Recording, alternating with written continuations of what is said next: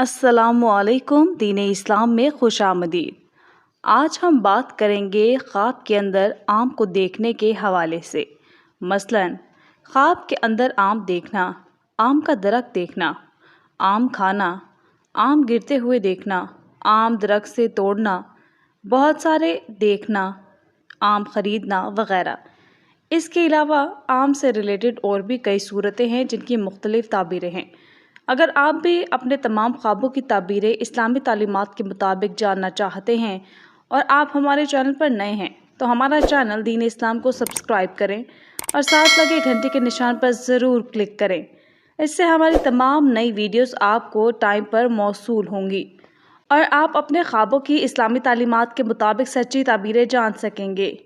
तो शुरू करते हैं हमारे आज के मौजू यानी ख्वाब के अंदर आम को देखने के हवाले से। ख्वाब के अंदर आम दरख्त से तोड़ना खुशी मिलने और बेटा पैदा होने की अलामत है। ख्वाब के अंदर बहुत ज़्यादा आम देखना बेहद फ़ायदा हासिल होने, कारोबार और रोज़गार में बहुत ज़्यादा तरक्की होने की अलामत है। ख्वाब के अंदर आम को ख़रीदना बहुत ज़्यादा सुकून और राहत और फ़ायदा हासिल होने की अलामत है। ख्वाब के अंदर आम को देखना बेटा पैदा होने की अलामत है।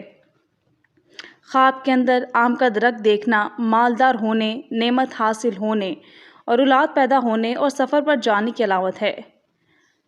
ख्वाब के अंदर सूखा हुआ आम का दरख्त देखना परेशान होने, तमाम उम्मीदों पर पानी फिरने और तमाम उम्मीदें दम तोड़ जाने की अलामत है।